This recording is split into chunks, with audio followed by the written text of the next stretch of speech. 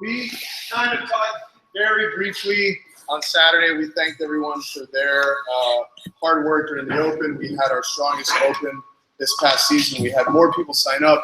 We had more people finish. We had a higher placement all around, from scaled athletes to people trying to qualify for the CrossFit Games. We had a very, very, very strong showing, stronger showing than we've ever had, and we're very appreciative for that.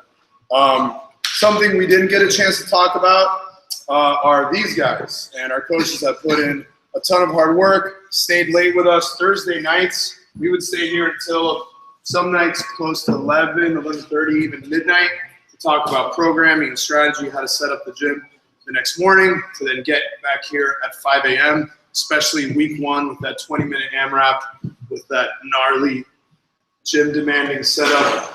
Anthony really showed up really hard and helped us set up the whole gym, strategize for that, writing the blog at midnight so it gets published for the next morning. There's a lot of stuff that all these guys do behind the scenes that none of us all see. So I'd like to give them a round of applause. All of their hard work, and not just them, but people like Araceli and my brother in the office who also put up with a lot of our stuff and make it possible so we can give all of our folks an attention to training. Because at the end of the day, for us, that is the most important thing.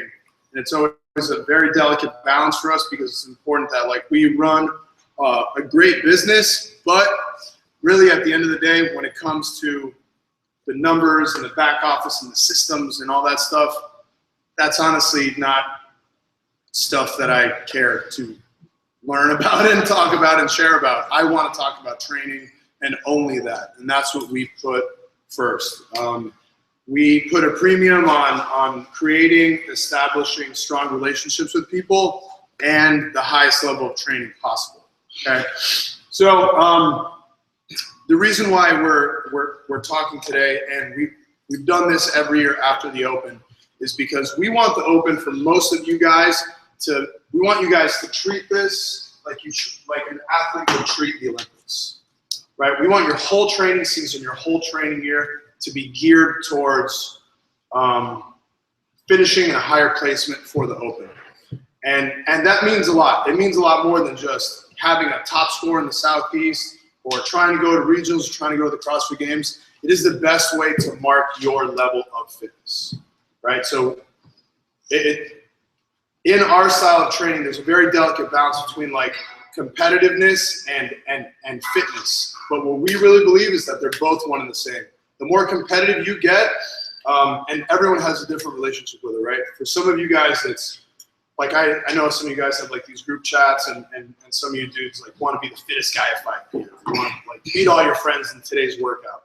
But for some of you guys, you really don't care about that, and you're just trying to, like, PR on your lips and be better, be the best version of yourself that you can be. Regardless of what the case is, it's competitiveness, and we align them both with your level of fitness, right? So, two extremes, right? You can have your client who's coming in right off the street on day one, and they're doing their on-ramp, and we're gonna test how many air squats they can do in 2 minutes, and then retest that in 2 months from now. And if we're doing our job and they're doing their job, but how we determine fitness, they should be better the next time we test her, right? And a very extreme example, all the way on the other hand, you have someone like Sam Briggs who's trying to win the CrossFit Games. She's trying to test her fitness as well, okay? So regardless if you're trying to compete with yourself or compete with other people in the gym or be the fittest on the planet, that's how we align your level of fitness with those goals. Does that make sense to you guys? I want to say this real quick before we start getting into some of this stuff. I want this to very much be like an open dialogue. I hate talking for long periods of time and not getting any feedback. And I feel like the more feedback I get, it'll help kind of guide the direction where I'm going to go, because what's important is that you guys take something back, not that I just sit up here and rant forever about stuff. The same thing goes for people watching at home. We have like a little Q&A option. If anyone has any questions, feel free. And the coaches are up here as well, so you guys can direct questions, comments towards them, and you guys as well jump in whenever you'd like. So first, before we talk about, like, how to strategize and set up your training season, we have to begin with our end goal in mind, right? So everything is about setting goals. Okay, if we're not setting goals and if we don't know what we want out of this, we're not going to achieve anything, right? So I'm really big on that, is dangling that carrot and having that end result in mind. Because if we're not working towards something, it makes it very difficult for us to stay focused. Also, it's going to be very difficult for these guys to keep everyone accountable, right? To keep everyone accountable, it helps keep you on the road to reaching those goals. So we talk about goals, it's about setting realistic, attainable goals and considering the lifestyle that's consistent with those goals.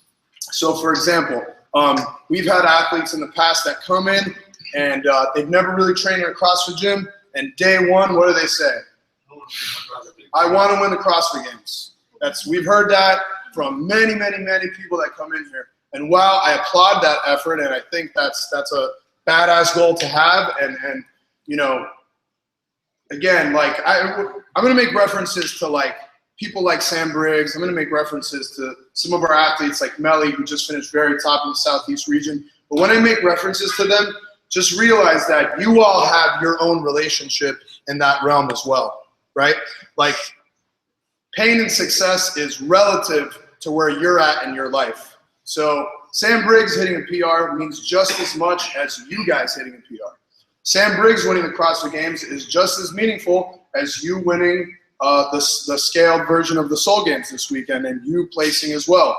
It's all relative to where you're at in your process. Does that make sense? So please, when I reference these people, just because it's fresh in my mind, we train them and I do a lot of work with them. I talk with them all day. So you just kind of develop and create your own relationship with that. So again, this is huge, right? This lifestyle piece.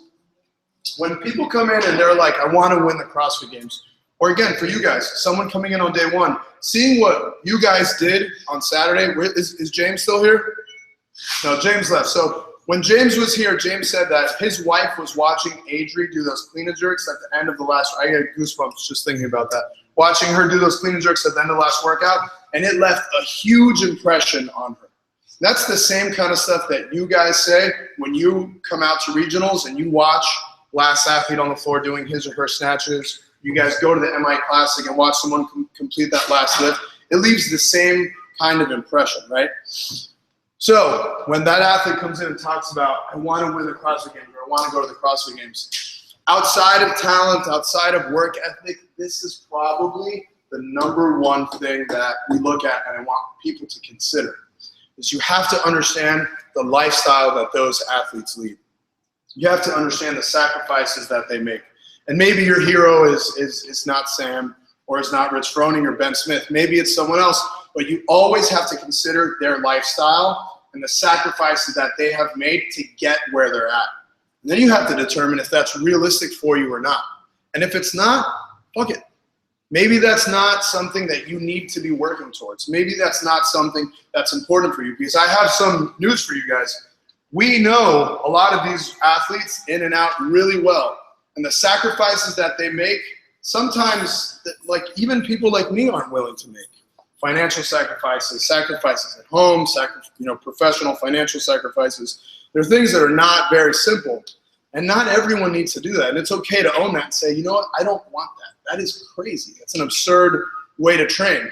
However, there is a gene, there's an athletic gene that some of us, including myself, cannot really explain and don't understand, but it's the gene that it's this mindset that if you are not the best in the room, you're not happy with yourself.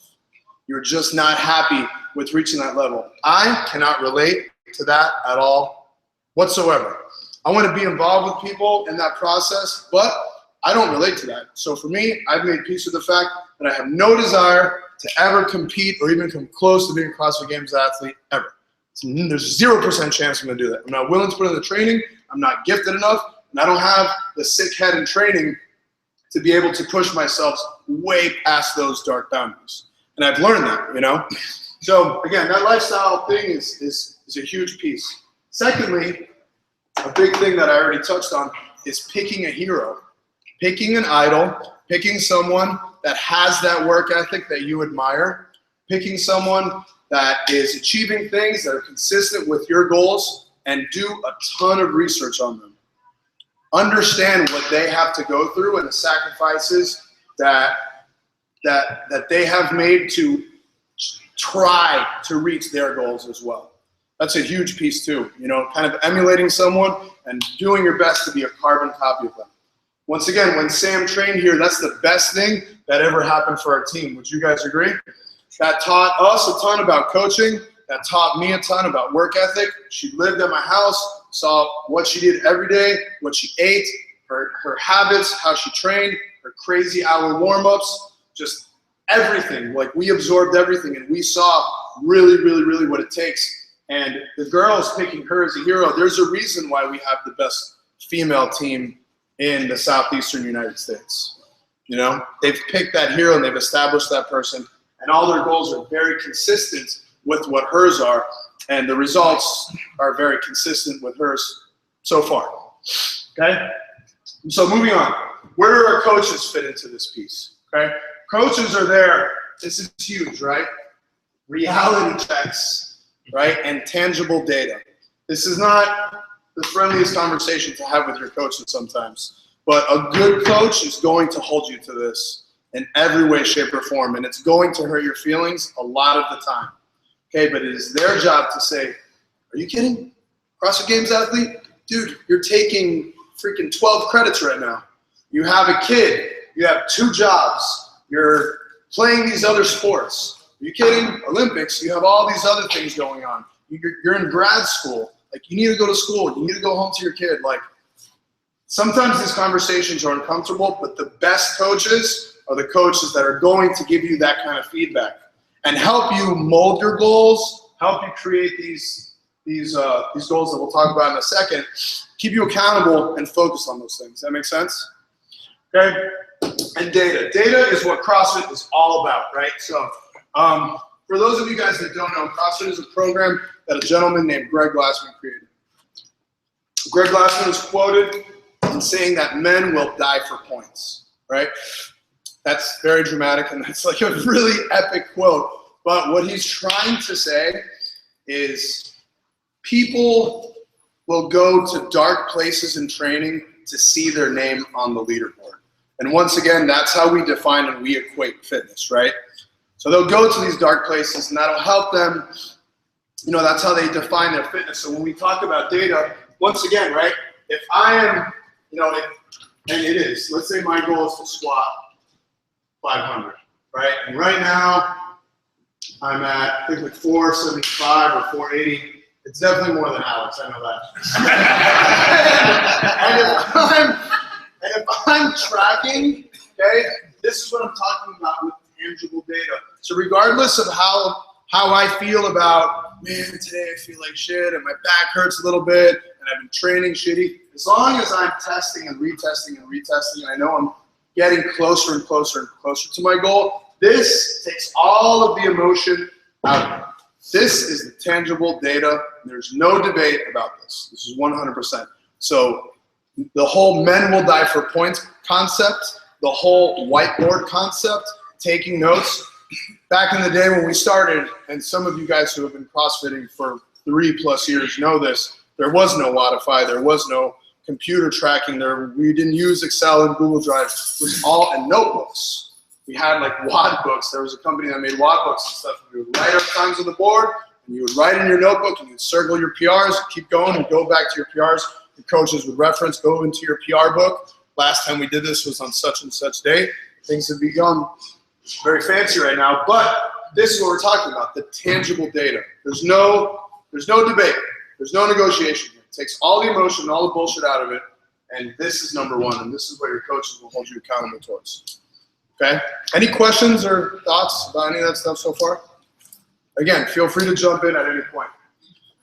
So, talking about these three, after we go over everything that's on this board, we're going to take a 10-minute break. Lewis will start again, and he's going to fill these out in regards to what it looks like for a weightlifter, and then I'll come back and I'll talk about what it looks like for a CrossFitter, so on and so forth. But just so you guys can start planting the seed in your head, we have three, right? We have short-term, mid-range, and long-term goals. Basically, one should feed into the other. And when creating these, you have to consider everything that we just talked about. Okay? You're destined to fail if you're setting a long-term goal that is not consistent with your lifestyle, unless you're willing to make big changes. That makes sense? All right, so moving on. Once again, understanding the commitment that's consistent with your goals, considering age, background in athletics, and lifestyle when you're thinking about your hero, right? So like Carlos and I were just talking about when he came in here today, he was watching people snatch an overhead squat. Fuck, the snatch and the overhead squat, it's like my most challenging thing. I'm so bad at it, I get very frustrated. I think most of you would agree that that is probably, forget about gymnastics and muscle-ups and pull-ups and all that. I think most of you would agree that it's the most technical, most complicated thing to learn in this gym, right, when it comes to a barbell, snatch and or overhead squat. So, you know, we can watch athletes like Rich Froning and Ben Smith and Matt Frazier, et cetera, et cetera, et cetera. We watch the end result. We follow them on Instagram. We look at them on Twitter. We watch the CrossFit Games pre-game shows, and we see everything they talk about. Oh, look, they're snatching close to 400 pounds now. Look at these huge PRs and complexes. What you're seeing is the end result of these 25 to 32-year-old men and women. And you're not looking at all the misses. You're not looking at all the therapy that they have to do. You're not looking at all the mobility work. Forget about all of that that's happening in present time. Think about what they did when they were 8, 9, 10 years old. And compare that what we were doing when we were 8, 9, 10 years old.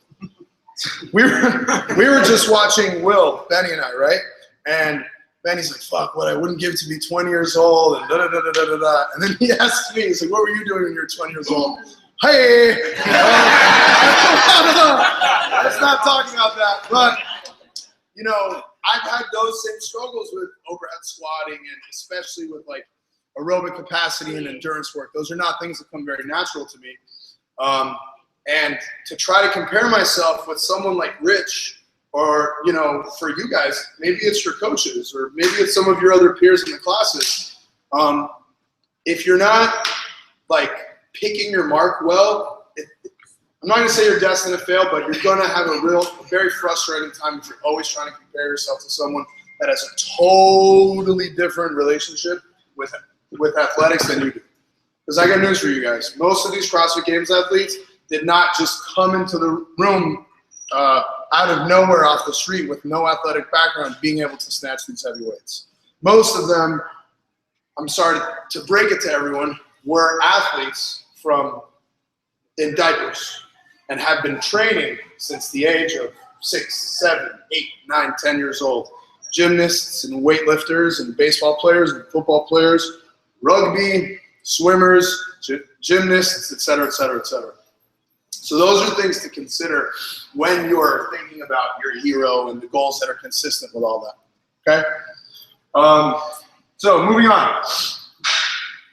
The theme of this whole seminar is how to strategize your season, okay? And regardless, once again, of what kind of athlete you are, we're gonna talk about the different kinds of athletes that we see in this gym. And there are hybrids, and there's more than there are up here on this board, but I think this is the general average of everyone that's here in this room and in this gym. It's how to strategize your season. And once again, it doesn't matter if like you're just here to lose weight. It doesn't matter if you're here because you want to win the Seoul Games next year. It doesn't matter if you're here because you want to be the next athlete of the month. Everyone should have a training plan, and everyone should have a season, no matter what, okay? All right, so what is that? What is your Olympics? Right? What's going to make your money? I don't mean money, but like what's going to fulfill you? Is it going to be becoming a CrossFit Games athlete? Is it going to be winning the Seoul Games? Is it going to be winning the MI Classic? Is it going to be just consistently winning the 5 p.m. walk? Whatever that is, that's something that you guys need to determine. All right, so we'll move over here, talk about the definition of those. So for us, a weightlifter, before I say this, you know, the terms that we use they're very important to us, and we want you guys to understand the differences. So there's weightlifting and there's powerlifting. You guys get that? Some of you guys are saying yes, some of you guys kind of are unsure. Cool. That's great. So when we say weightlifting, we mean two things. Anyone know what they are? Somebody? Snatch and clean and jerk. The two exercises we see in the Olympics, Olympic style weightlifting. Some people call it Oli. We hate that. We just call it weightlifting or Olympic weightlifting or Olympic style weightlifting. It's those two exercises. That's it. Some of those people, depending on their needs as an athlete or their philosophy of their coach, will front squat, back squat, deadlift, do some pulls, other assistance and accessories. Some programs and systems have their athletes do a ton of stuff and will mess around with some gymnastics and Pilates, so on and so forth. But when we're talking about weightlifting, we mean those two things. Snatch and clean and jerk. That's it, nothing else, okay? When we say powerlifting, that's what these guys do here in the corner. So we're talking more about back squat, deadlift, and bench press. And yes, there are some other exercises that feed those. Some of them do front squats, right? They do good mornings, they'll push and pull sleds from time to time, a lot of other assistance exercises, different kinds of deadlifts, but we're talking about those three exercises and those three exercises only. We're not talking about anything else. Does that make sense? Cool.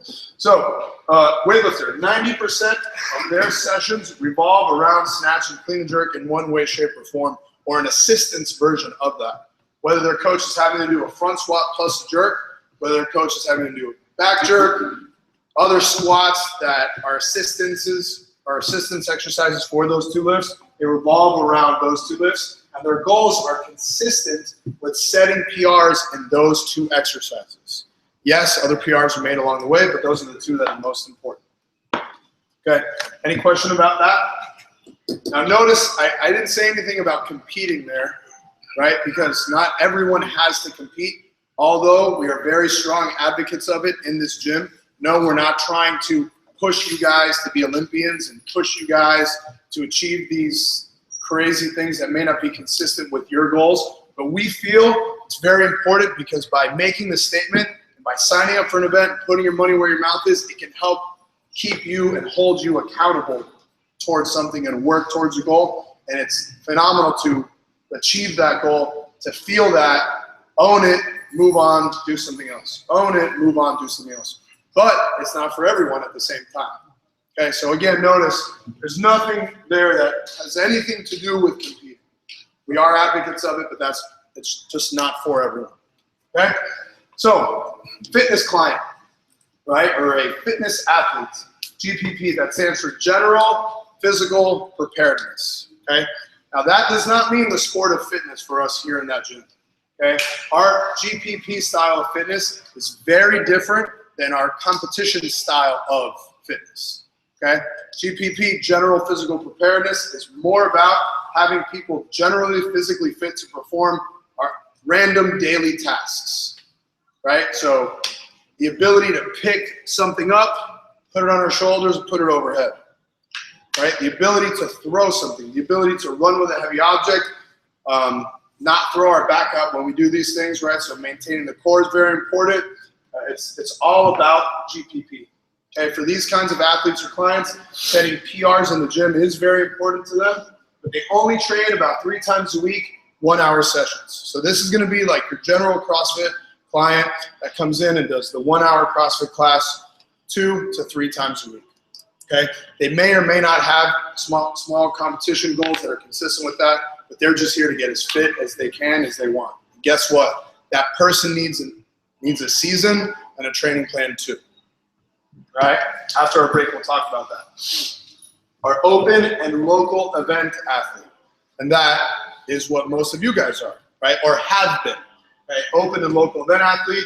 Once again, GPP still is the heart of it, is the main focus of it, but we can get a little bit more creative with the kinds of trainings that we do with people like this. They also compete in local events and weekend competitions and throwdown. And this is where we'll see like the CrossFit lifestyle bugs start to bite some of you guys. And this is where I feel most of you guys fall into that category. You'll see them train a little bit closer to 3 to 5 times a week, an hour, maybe 90-minute sessions. Okay, and once again, they need a season 2 with a huge focus on you. All right, And then I'll go through these very quickly. We have regional bubble, games bubble, and games athlete. Regional bubble athletes, most of our team soul training athletes that do their double sessions, and you guys see them all the time, the Mellies and Danielles and Wills and Rays, et cetera, et cetera, et cetera. They fit into this category.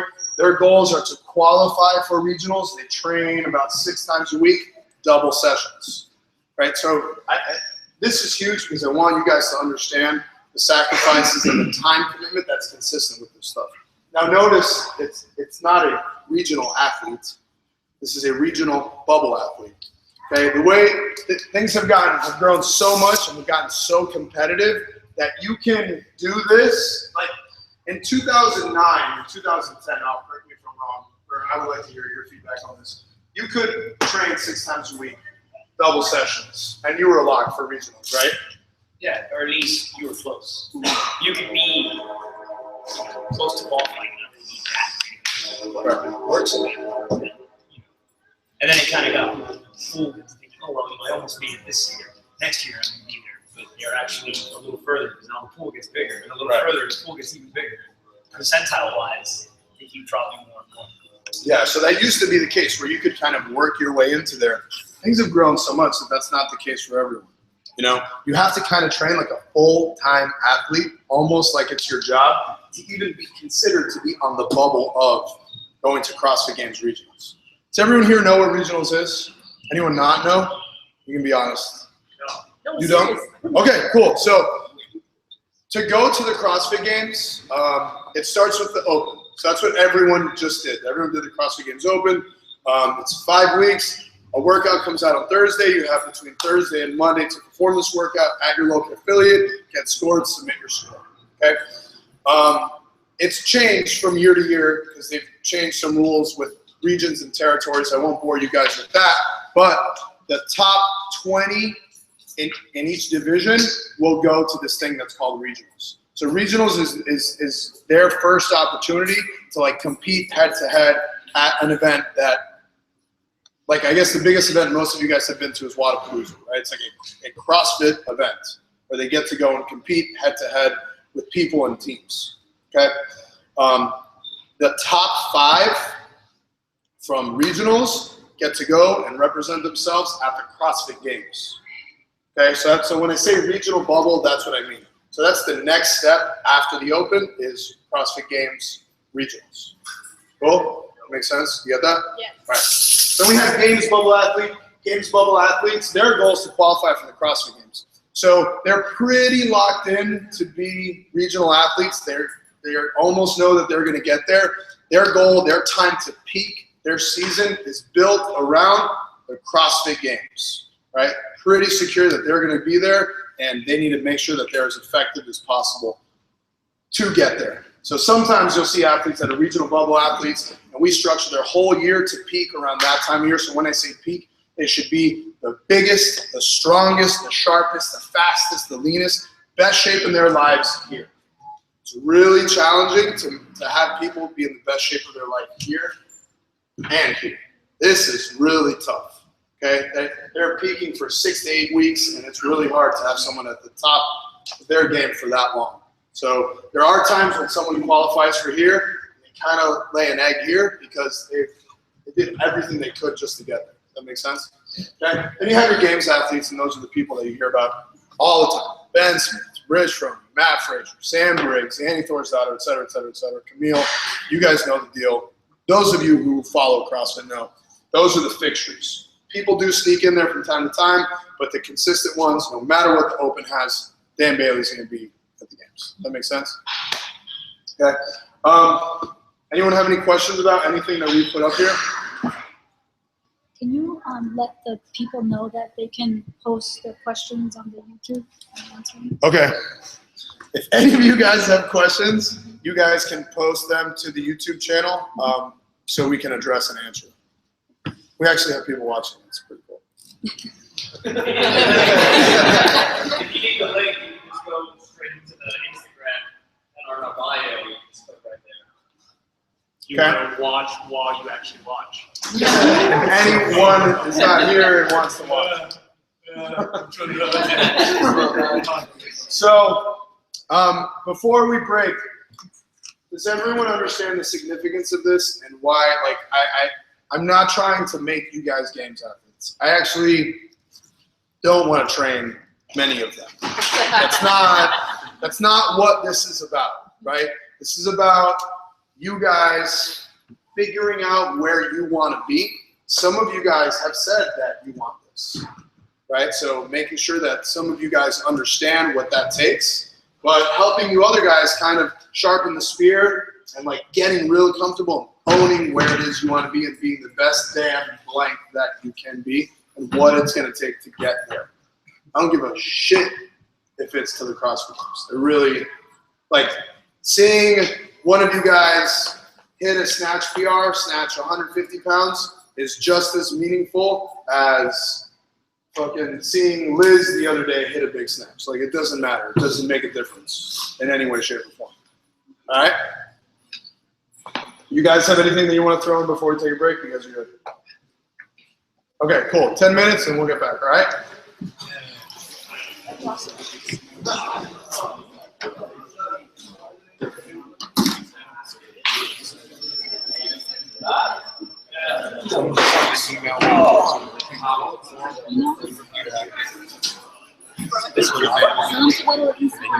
Yeah.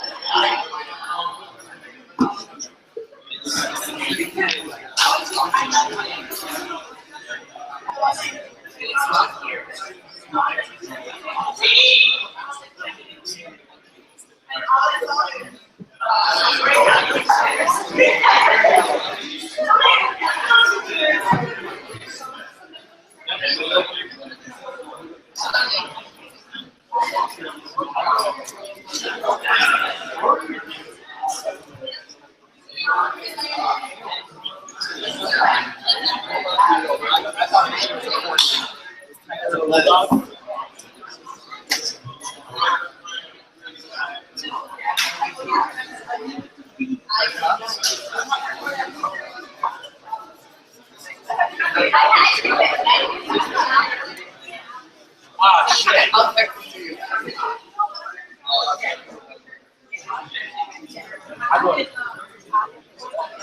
No.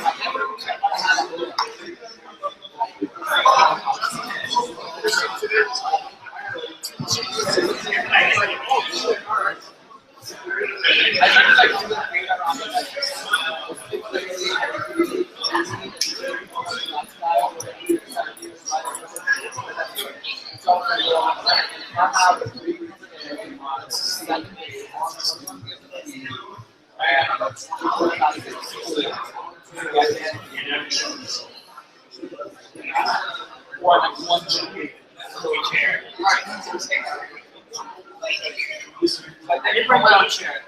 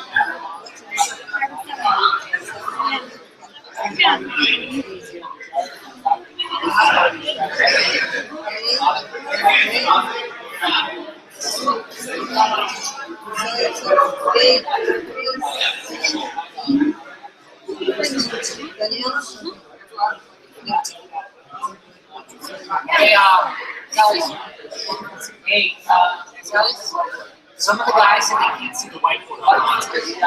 Tell them that I have a link. I posted a link for a Word document. I'm taking notes of everything. Okay. All right, guys, let's bring it back in.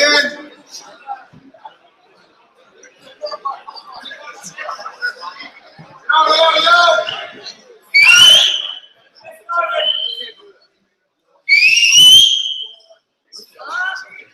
What's up, guys? Face. Yeah, Yeah, I was like, I just all right. So, guys, Lou is going to start. He's going to introduce this piece. He's going to. This is going to be geared primarily for our weightlifters, but I think all of you guys can definitely take something home from this. So first off, I want to say, you guys know about the success the CrossFit team has had this year. This year, the weightlifting side has had guys go to junior nationals. We've had medalists at junior nationals. We've had a national champion masters lifter. We've had multiple people qualify for masters nationals, and we've had multiple lifters qualify for senior nationals. So it's more success than we've had as a weightlifting team, I think, forever. Nice. So, Woo! and again, a lot of these guys work really, really hard. Most of them have full-time jobs, families, babies, husbands, wives, whatever, all that same stuff. So it's a lot of work on their part. So real quick, I want to talk, we're going to get to planning a season for CrossFit, but before that, I want to talk about what that looks like for weightlifting. And to do that, we got to go back to what Danny talked about here, goal setting. So all this stuff is super important. Lifestyle still is the #1 thing. So we talk about this with our lifters. If you do not have the lifestyle that supports 2-a-days, training, being in the gym 6 hours a day, doing 2 hours of recovery, your goals should not reflect something that doesn't match up with them, right? Just like Danny was talking about, where we have, for instance, we have games athletes, we have regional bubble athletes, regional athletes, and you have the open. We have the same sort of goals for weightlifting. Our season is a little bit different though. For most of you guys as CrossFitters, you have the games, or the open. It's set, same time every year. You know when you need to start doing more sport-specific work. You know what your weaknesses are. So if you guys know, man, I really struggle with muscle-ups, I have a year or almost a year from now to get better before the open, right? For weightlifting, we do not have a set season. Your season depends really on what level of lifter you are. So for some of us, our season may be senior nationals, it may be something else, it may be Pan Ams, Masters Nationals, it may be the MI Classic, which is a big local meet, or it may be fitness. Like it may just be, I just want to get stronger. I want to increase my snatch. I want to be able to overhead squat without pain. Those are all good endpoints, or good, like what Danny talked about, your Olympics, the thing that makes you feel happy, the thing that sustains you, right? So without setting goals and knowing, this goes for like the handful of weightlifters that are here, without setting realistic goals based on these things, we can't properly define a season, right? Yvette, I'm going to use you as an example. Yvette's goal is to win Masters National. That changes every year. The time frame, it's not the same like the open where it's every year. That will not line up with other weightlifters whose goal is to win the MI Classic. They're going to have different seasons, right? Yvette may be in a strength phase while someone else is doing a meet prep phase. So if you do not know where you're at here and what your goals are here, we can't set a season for you. So this is first and foremost. For weightlifting, I was talking with some of the girls. I like to split this up. So this year, and then 1 year plus, right? So we can set short-term, mid-term, long-term goals for this year and then going forward, right?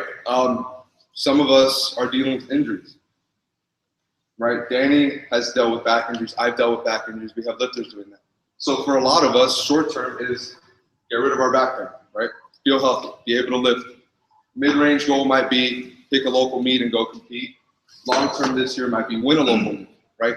If our long-term goals are to go to the Olympics, you have a long time before you have any chance of reaching that goal. You're going years and years and years without ever being able to reach that goal, right? So you have no actual stepping stone, no progress. You're not actually you're not hitting any of your goals, and progress will be stagnant, right?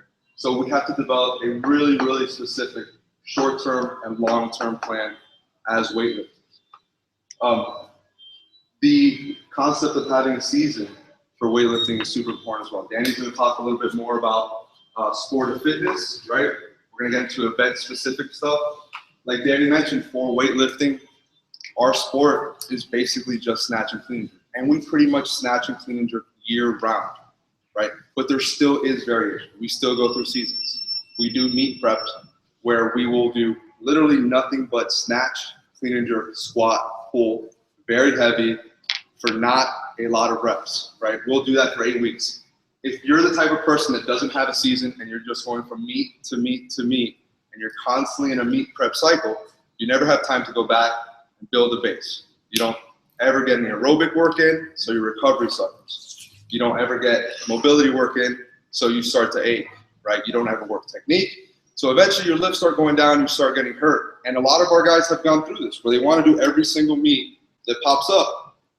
And eventually their lifts start to hit a wall. They get hurt, and then it's starting over. We got to start from scratch, right? So this is super, super important. We need to be able to set a season where we work on kind of almost the same thing, where we're working GTP, general aerobic fitness, right? We're doing some cardio even as weightlifters, right? And you guys are looking at you're crazy. Triples right? or cardio. Triples, that's fine. If that's your cardio. We got to do some aerobic work, though. We train like athletes. We should be somewhat athletic. Right? Right. So we need to define a season so we can fit that in. We don't want to do that and then pick a meet and it's 4 weeks out. We're doing aerobic work on a bike, and now we got to do a 4-week meet cycle and rush it. It's not the way we do things, right? So all this stuff is super, super important, and we do have a progression, right? So I guess you're going to talk about it a little bit more. But we can go through it real quick. As far as our weightlifting season goes, right, we want to build a base. We call that GTP. It's a general term used in all sorts of sports. It means general physical preparedness. It's not specific to your sport. It just means building a wide base. You're doing all sorts of exercises. You're moving through full ranges of motion. You're basically preparing your body to do more specific, heavier, demanding work, right? As weightlifters, we still have to have that phase at some point in the year. If we're not going through that, eventually we run into injuries, right? So we do want to get that in. We also have strength cycles we go through. Some of our guys have just gone through a strength cycle.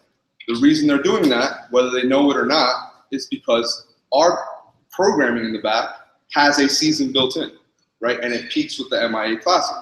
That's what we work towards every year. Some of you guys know that. Some of you guys have figured it out on your own. Some of you don't, because you just come in, lift, and leave, never talk to your coaches. But it does have a season built in, right? If we're doing a strength cycle, you're following the program back here, but you're going to compete at, I don't know, some random meet. Vero Beach is like in 3 weeks, right? We're in the middle of a strength cycle. You're not ready for that meet. You can go there. You don't expect to hit PRs, though, you know? So we have to have realistic expectations with that. So that's super important. From the strength cycle, we get into more technique work. That's where we add in variations. You guys, I don't know how many of you guys know this, but we do a lot of different variations of snatch work, clean work, jerk work, squat. Yes, we are doing some sort of snatching, some sort of clean and jerk 90% of the time, but we do a ton of variation, and this is important for us as well. We need to develop those technical skills. We need to focus on them, right? And then we have our meet prep cycles. Meet prep cycles are very, very heavy. They're very intensive, not just physically, but nervous system-wise. A lot of you guys have dealt with this. You'll finish a meet, the next day you'll feel great. You go, oh, I can lift. You come in the gym, start working out again. By the end of the week, you're wrecked. Some injury pops up, or you just feel terrible. Your lifts go down, and then you're like, why are my lifts going down? I felt great. Those meet prep cycles will wreck you as athletes. They will leave you destroyed, whether you feel that way physically or not. Your nervous system will be shot after that much heavy work, right? Again, that's another reason we need to have this established season, okay? So, again, I just want to make the point. It all comes down to this, not just for you guys that are CrossFitters or fitness athletes, but also for our weightlifters. I know that applies for powerlifting as well, really any sport. If we're going to be athletes in this gym, we're going to train, we're going to call ourselves athletes, we're going to put money into recovery, we're going to put money into supplements, knee sleeves, weight belts, fancy socks, whatever it may be, right? We need to treat ourselves like athletes, and we need to treat our sport like a real sport and plan our season. And that's what all your coaches are here for. I think that's it for weightlifting. Any weightlifters have questions for Lou? Yeah, the strength cycle. When are we maxing? So When your wrist gets bad. I've had some questions recently. Like I know Chris had a question about it. Chip had a question. I know he's not here, but all of you guys can and should often attend weightlifting classes. For us, we don't limit our class offerings. A class is a class, regardless if it's 2 hours or 90 minutes or 3 hours or 1 hour CrossFit class. You guys have complete access to take any weightlifting class, any powerlifting class in the back of Alex, whatever it is. You guys should be taking advantage of those things often. There's very few gyms, there's no gym in south of Orlando that has as many weightlifting sessions as we have, not a single one. And I don't know that there's any gym in the United States that has as many CrossFit offerings and weightlifting and powerlifting and bootcamp offerings. So you guys have complete access to take any of those services, and you should be taking them often. Remember, CrossFit or a sport of fitness is something that is all encompassing. On switch. We have a question. Sure, let me finish talking about this real quick. CrossFit is something that encompasses all different kinds of disciplines and kinds of sports. And if you guys, I know we snatch things a lot in classes, but you will learn a ton from spending 2 hours on 1 or 2 lifts in the back. It's totally different. What was the question? Was it about weightlifting? It's how do you find the strength and motivation to train when you feel your body has plateaued and you work on and on but nothing changes? What can you do differently? So this is where coaching is huge. And I don't think that there is like a just one answer for that. I don't think there's just a blanket statement that I can make. I could probably come up with some shit that sounds really fancy and nice. But in reality, it's about the relationship that you have with your coach. So if an athlete comes up to me and is talking about how they're plateauing in their training, well, I have 30 questions that I need to ask them before answering that question, really. So the way that I'll answer that for the viewer online is you need a coach. You need a coach, and that coach needs to be sitting with you, and their training plan for you needs to be very transparent, whether it's a remote coach or if it's a coach at home. Your training plan should be available to you. You should know what you're peaking for. You should know what your focus is in training. And if that's not happening, you might want to consider making some changes. But what I will say is that is a realistic part of training. Hitting plateaus and body aches and pains is a realistic part of whether you're a triathlete, whether you're a weightlifter, whether you're a sport or fitness athlete, whatever the case may be. That's a very realistic, part of any discipline of training. That is one of the reasons why I personally love CrossFit so much. And not to freaking toot our own horn, but like a gym like ours that has, again, so many different kinds of offerings. I've pulled many of you guys aside who look and feel frustrated, tired, and beat up, and I say, you need to spend like, I don't think anyone's really done it the way that I prescribed it to them, but I've told a few of you guys on several occasions, you need to spend like 60 days as a weightlifter and not CrossFit for right now. You need to spend a serious amount of time in the back with Alex. You need to spend a serious amount, and I've told fucking weightlifters the same thing. You guys need to spend more time in the in the CrossFit class. You guys need to be conditioning. You guys are moving slow. You're missing all of your doubles. You hit every single. For your doubles, you hit every first lift. You miss everything else after that. You're not in good shape. You know, so that is why I love, honestly, our Team Soul training, coaching staff, and our gym is because there's so many different offerings and we can break up the monotony of training.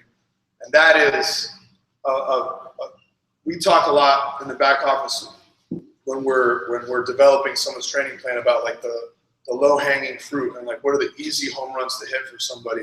And that is it. Just more variance, more variety in training can really help break through a plateau.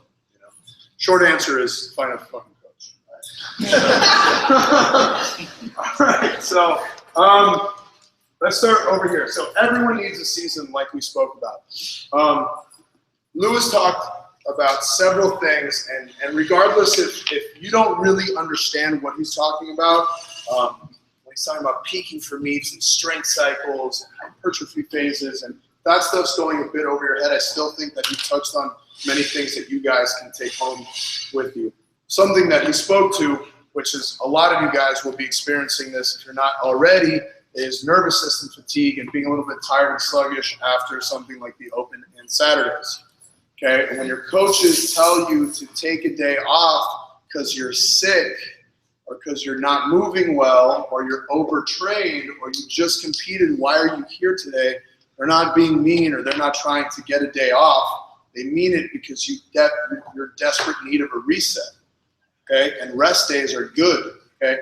If we're training every single day, okay, here's what training is. You are causing,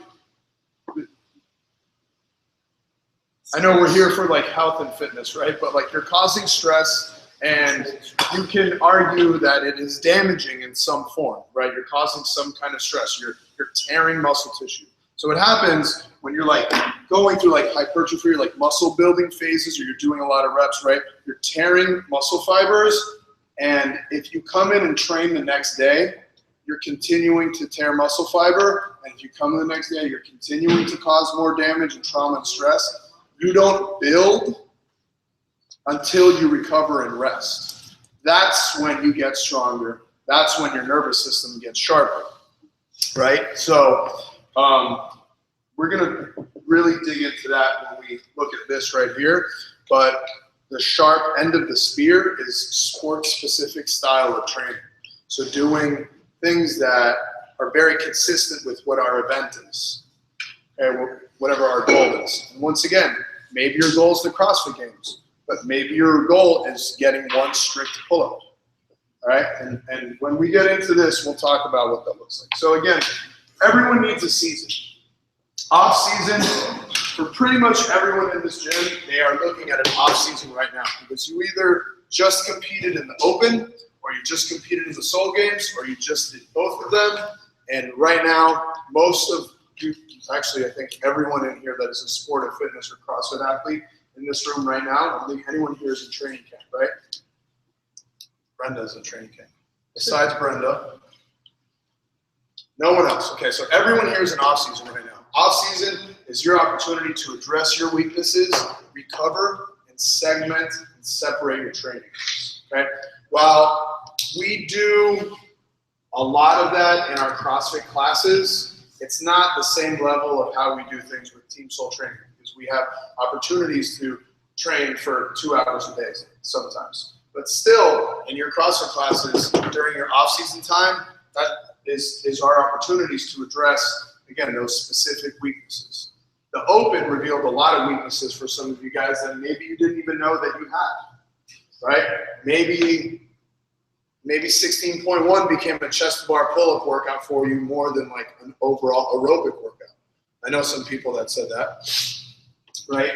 Maybe your limiting factor, maybe you thought like you had good cardio, but maybe your limiting factor in 16.1 was the fact that you just couldn't breathe, you couldn't survive, and it just became more of an aerobic workout for you than anything else, right? So the open just has, the way that Dave Castro structures those workouts just has this ability to reveal those things for us. And that's how, and this is the time when we can start to address those weaknesses, right?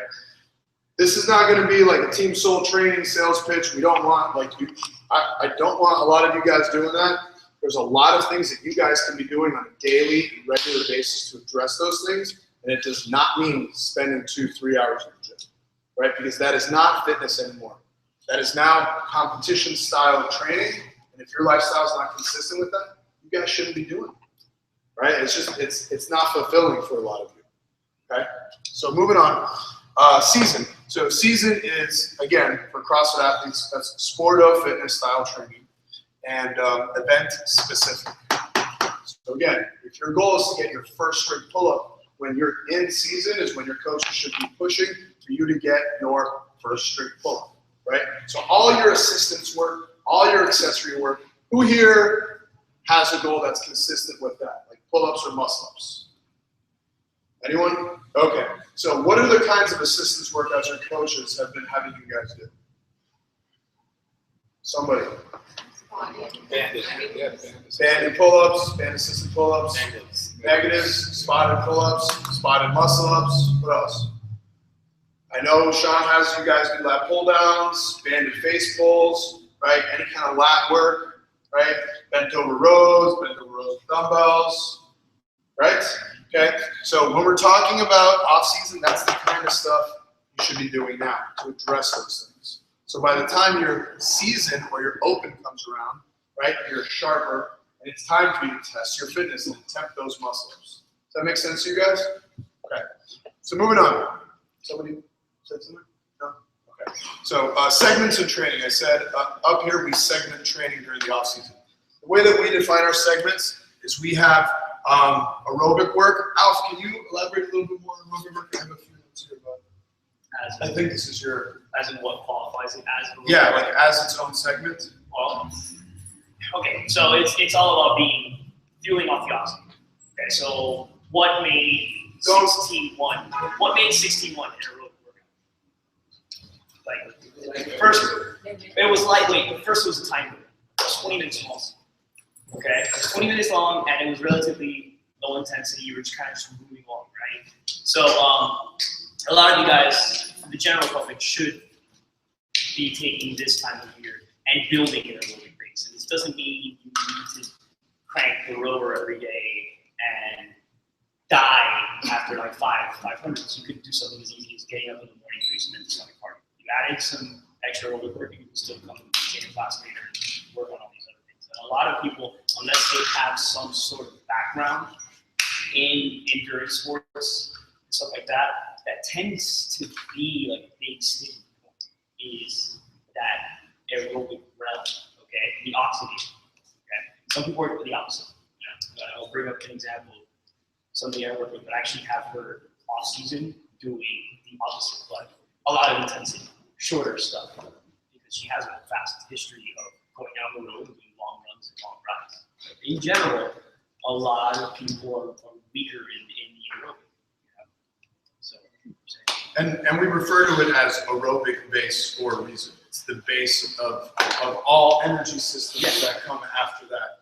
We're not going to bore you guys with like what is a certain kind of energy system and what heart rate would determine a dip, you know, when you're dipping into a different energy system or a different zone. But aerobic base, that term is huge. Just so you guys know, I know some of you guys have trained with heart rate monitors. If you are interested, we're talking about is long, slow, zones 1 to 1.5 / 2, up to 80% heart rate or about.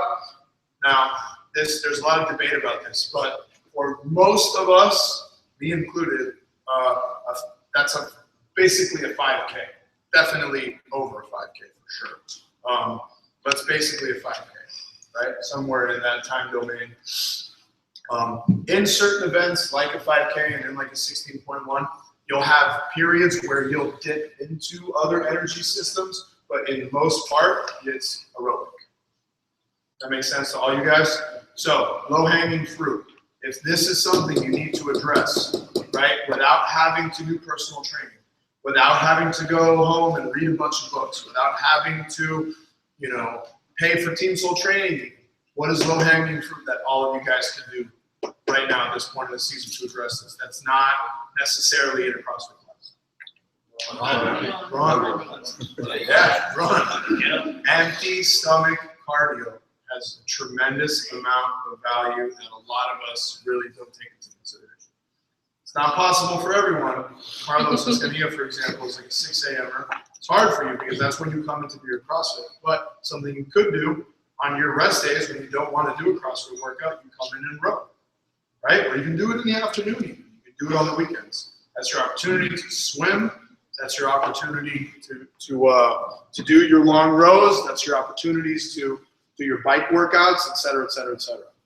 Okay? Something that I used to do when I was really addressing this, and I will again now once the regionals team is done training, I would wake up in the morning, glass of water, brush my teeth, walk right outside. I have a kettlebell at home. I wouldn't even know what the hell I was going to do. My block was an even 400, and I would do a 400, run back to the kettlebell, and do fucking 30 swings. And another 400, come back and do 30 push-ups. Another 400, come back and do 50 air squats. And another 400, and just very slow. Put on a podcast, hour and a half podcast, and just move at a really slow pace. Allie. What's the benefit of doing like this empty stomach? The benefit of doing it on an empty stomach is it helps burn excess body fat at that point. Okay. Also, the minute you start eating, your body starts to digest food, and blood will go from your heart or other organs, and it will go towards your stomach to help you to digest food. So it's like a really good way to focus on the task at hand and to make your body work at what it needs to do and not have to be distracted by digesting food, et cetera, et cetera, et cetera. Okay? And I'm talking like you shouldn't be pulling out a barbell and doing snatches and running. You shouldn't, that's not, we don't mean to do mixed work. That's how we define it. Some of you team soul training guys can appreciate that term. That's not what we mean. We mean, again, low hanging fruit, easy, low level entries, no skill stuff. 400s with 100 singles, with air squats, with burpees, with push-ups, with sit-ups. You guys get my vibe, right? You guys understand what I'm talking about?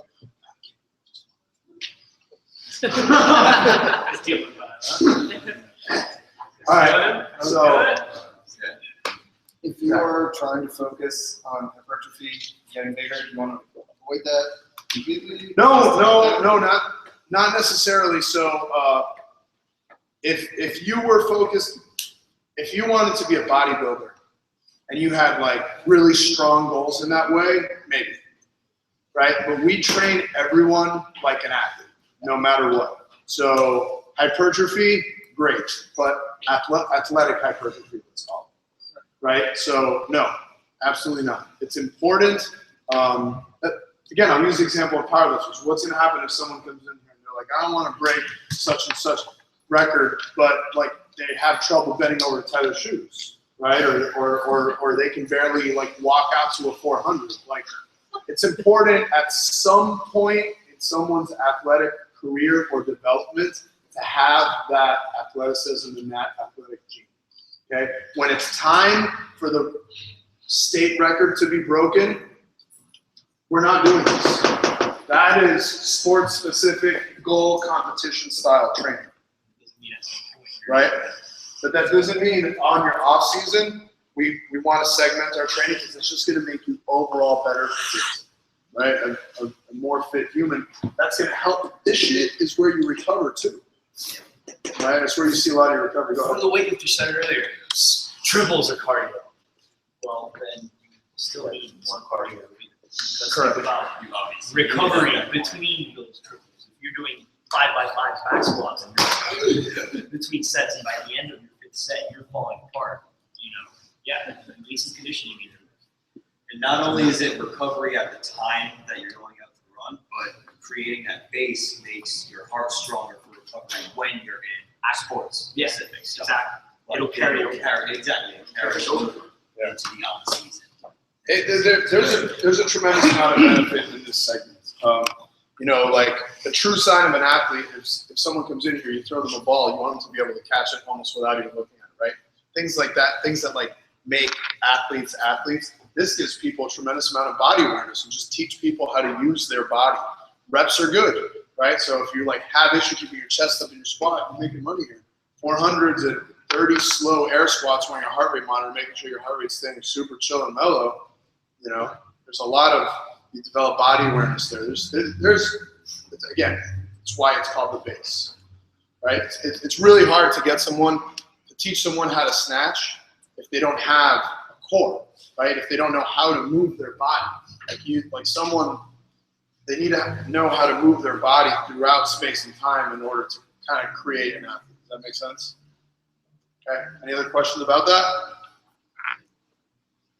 Okay, moving on. So, gymnastics, pulling, pressing, and core. So I say pulling, pushing, and core. We segment our gymnastics in those three categories, and we always are looking at strict before kipping. I know those kipping bar muscle-ups you guys saw, some people do on Thursday nights during the open look really cool. I know those chest bar pull-ups look awesome. Muscle-ups, like all that stuff looks like sexy, right? Kipping handstand push-ups, 50 unbroken kipping handstand push-ups, all that stuff's rad. However, if we do not have the tissue to support the joint, that's when injuries happen. And that is the dark side of CrossFit, and that is why most gyms give gyms like us a bad name. Because you come in on day one, and in your on-ramp, your fundamentals, your beginners, your one-on-one class, they're teaching you how to do kipping handstand push-ups. When you can barely do one fucking good push-up by yourself. Okay? And that's where we start to see a lot of tears, a lot of rotator injuries. You have to learn how to do all of your strict exercises before kipping. And yes, that even means strict muscle-ups. Strict muscle-ups before kipping muscle-ups. Okay? There are certain people and certain situations where we have and do make exceptions, but for the most part, that's what you need. You need to have the tissue to support the joint before you start introducing that crazy movement, right? So why do CrossFitters perform those exercises? Because they're trying to race and beat the clock. And that's awesome. We are big, huge advocates about that. We're junkies about trying to make you guys more efficient and move faster. That's like what we're all about. However, at what cost? You want to tear your shoulders off so you can't come back in the gym and train the next day? Absolutely not. Right? So those strict exercises are huge. And again, now in the off season is when we segment all those things. So low-hanging fruit. For whatever, let's take one at a time. Pull-ups. What are some easy things you guys can do when you come in the gym, at home, when you're traveling, that you can do to get better at pull-ups? For those of you guys that have goals that are strict muscle-ups, strict pull-ups. Negatives, yeah, we already talked about this. What else? Ring rows. Ring rows are huge. Yeah, what else? Banded pull-ups. Banded pull-ups are okay. They're not my favorite. What else? Back work, yeah. Core exercises. Huh? Core exercises. We're not talking about core just yet. We're talking about pulling. Okay, my favorite is probably bent over rows, different versions and variations of bent over rows, right? We like doing prone and supine barbell work, so where you can stack a box, put your feet on the box, put a barbell on low cups or low J cups and pull yourself to support, right? Stuff like that. Any exercise that is going to help develop all of this tissue, the lats, the scaps, the traps, all of this is what we're talking about. Okay, all kinds of pulling exercises. Okay, once again, low-hanging fruit. The lat pull-down machines, you will not see those at CrossFit gyms, and that is something that is huge for athletic development that most people don't have. If you guys aren't using that, you're really limiting yourself. Okay? All right, moving on. Pushing, pressing. So let's say like your goal is handstand push-ups. What's some low-hanging fruit, some easy things you can do to develop some pressing? Wall walks, negatives, yeah. Dips, yeah. Yes. Barbell press, right? Dumbbell presses, bench, all kinds of pressing exercises. Standard push-up. Yeah, push-ups are huge, man. If you can't do great push-ups, how are you going to do handstand push-ups? There's nothing, give me 1 second, there's nothing that annoys me more than seeing people try to do handstand push-ups with 9 fucking ab mats. There's nothing that annoys me more than that. What are you doing at that point? You're literally doing this. There's absolutely no benefit in doing this. Anytime, and you know, we really believe in like, this is a coach's gym more than anything else. But we want to, like, this is about setting you guys up for success and giving you guys some tools to be able to do some of your own work as well, right? So anytime you're trying to pick some assistance work, you're here on Open Gym, you're trying to figure out stuff to do, the goal is always full what? Full range of motion. Full range of motion. So if you have to stack 9 ab mats on your head to do 21-15-9, a Diane, 21-15-9 and handstand push-ups and deadlifts, you're defeating the purpose of the exercise completely. Maybe it looks cool on Instagram, but that's the only time it's cool. It's really absolutely, that's not even cool on Instagram. Nothing cool about that at all. Okay? So things that you could do some like seated single arm dumbbell presses and superset them with some wall walks. Right? So you're training the full range of motion, and then you're getting the body awareness of being inverted and practicing actual handstand. You can do push-ups and superset them with just handstand holds or headstand holds. Cool? Okay. Core exercises. Here's number 1. Without this, we cannot build any of this or anything under it. Without having and it is the besides like functional fitness, it is like it's the biggest buzzword nowadays, like core. When we say core, and there's some debate about this, but for me, it means anything from here to here and anything that wraps around any part of the spine. So just like a weight belt, anything from here to here. It's like our unit. This is home base, right? And if we don't have a strong home base, anything that we put on top of it is not going to be worth a shit, right? So heavy back squats, heavy snatches, heavy front squats, thrusters, handstand push-ups, et cetera, et cetera. If we don't have the core or the home base to support the spine, which is number 1, we're not going to be able to perform all these exercises. Okay? So if you suffer from back pain, this is something you need to consider. Yes, it could be tight hamstrings. Yes, it could be tight hip flexors. But I got some news for you. Many of the reasons why you have tight hip flexors and tight hamstrings, tight IT band, is because that is what's taking the brunt of the force when you exercise. Not what should be, which is the core. Right? Low-hanging fruit there. Hollow holds, sit-ups, actually, not sit-ups. Hollow holds, hollow rocks, arch holds, arch rocks, okay, planks, side planks, all right? When we're talking about abs and core, we are bigger fans of isometrics than we are with a lot of like hip hinging. That's why I don't really love sit-ups. A lot of our guys do GHD sit-ups because they have to do those in competition, but there's not as much benefit, I believe, in a ton of hip hinging for the abs as there is for isometrics for the abs. And another reason we do so much hip hinging in the gym, so that, like, this is what I mean by hip hinging. How many exercises involve this? A ton, right? Almost everything that we do. You could even argue that a box jump is the same exercise, a kettlebell swing, a wall ball shot. All these exercises they're hip hinging exercises. So I'm not a big fan of sit-ups. So again, we already discussed that. And again, strict before kipping. Tell me, you had a question. I was going to explore things that you were saying about mobility as far as handstand push-ups. Sometimes very important. You can try this a lot of weights, or you can have the weight for the handstand push-ups. Yeah, for sure. I mean, I am a very good example of that. I have a pretty good strict press, and I do not have great handstand push-ups. So sometimes one does not always correlate to the other. What I will say is there are some people that you can introduce the strict press to, so like it's almost like a new stimulus for them if they are not, even before I ever started doing CrossFit, I always pressed a lot at the gym, so that's not a new stimulus for me, right? But there's also the opposite, and we find this a lot with women, right? When I have women that are having issues with gymnastics, and for women it's usually pressing and pulling, We introduce strict presses, and a lot of times it does work like magic. But everyone, again, has a different relationship like that. For me, it's the opposite. Okay? Anything else about gymnastics?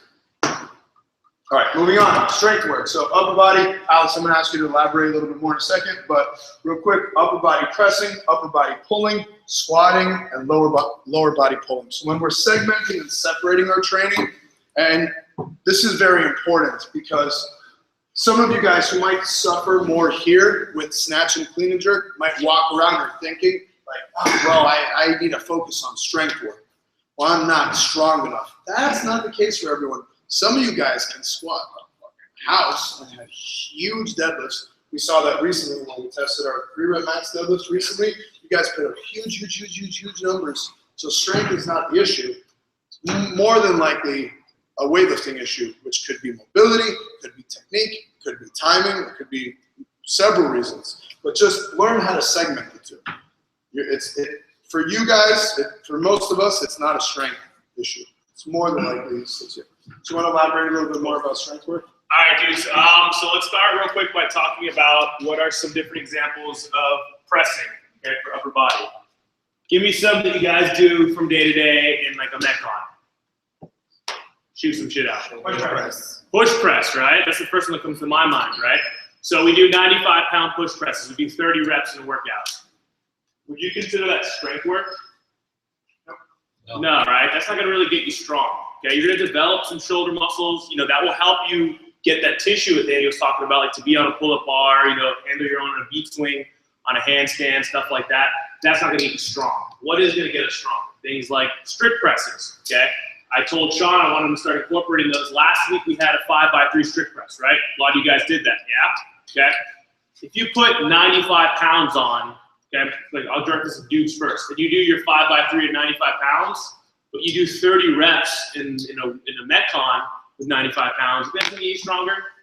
Probably not, right? That's the time where you guys want to kind of push that weight, push yourselves a little bit more in that strength weight. Okay, you guys will be seeing a lot more of that incorporated right now in your training in all 4 of these different style movements. Okay, so upper body pressing, things like strict press, bench press. Sean incorporates it for you guys, like floor presses, Arnold presses. Sean programmed this like every week, right?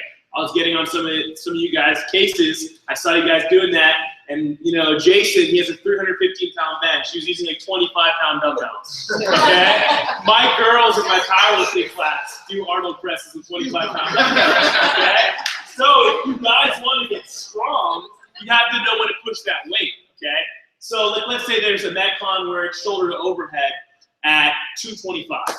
Okay, that's a really RX difficult workout, right? Maybe Jason can do that. He's a stud, okay? Zach Skywalker, no offense, his best, push was like 135. He wants to try to do that weight. Come on, coach, let me do it. He's not going to get that stimulus of conditioning, right? Maybe he'll push it when we have that strength work, those 5x3 strict press, push press, so on and so forth. Also in your accessories, you guys should take accessory, add strength work as well. When it's things like Arnold presses, floor presses, good mornings. You don't need to just use an empty bar, right? You can get a little bit of weight on the bar for RDLs, dumbbell rows, all that kind of stuff. Heavier weight is going to get you guys stronger in those movements. So, like we said, the pressing, things like, shoulder press, bench press. What about pulling? Okay.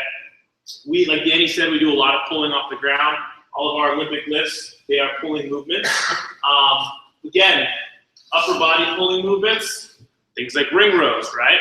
Ring rows are going to help you guys develop your strict pull-ups, negatives. We already kind of touched on that. Squatting, you guys do a lot of squatting in your conditioning as well. Sorry, I lost my train of thought.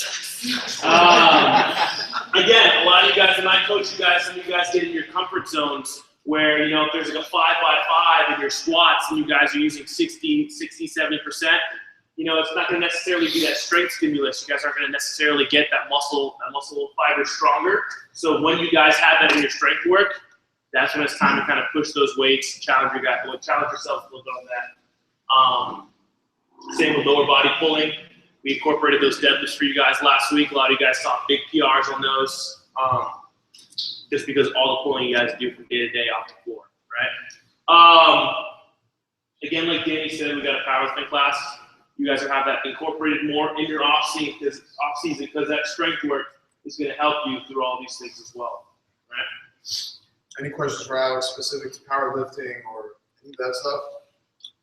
I'd like to elaborate on that. You kind of touched on it at the end, squatting like 5x5, doing so much weight.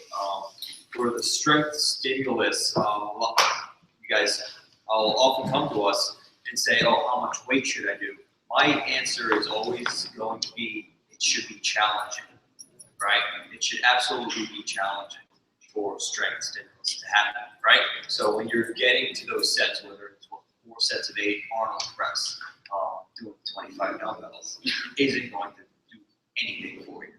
Other than, yeah, exactly, for you specifically. So if you do that first set or even that second set, there's that slightest hint in your head that you say, oh, that was kind of easy. That's not your first set yet, right? Find that weight that's challenging. That's your first set, right? Same goes for squatting, pulling, pushing, every other exercise you might have. So strength or weakness, find the challenging, the difficult weight. Get out of your comfort zone. Exactly. You know, learn how to push yourself a little bit. If you guys want to get better, that's the way you guys are going to get better. Strength is an adaptation. If you don't give your body a reason to adapt, the adaptation will never happen. All right. Okay, so moving on. Weightlifting. Weightlifting is, once again, very specific to snatch and clean and jerk. These are 2 disciplines that are a very big part of CrossFit. We do it in our gym especially often. Okay? If you think about the exercise of the snatch, can anyone define that that's not a coach? Like, what's a very simple definition of a snatch? Tell me.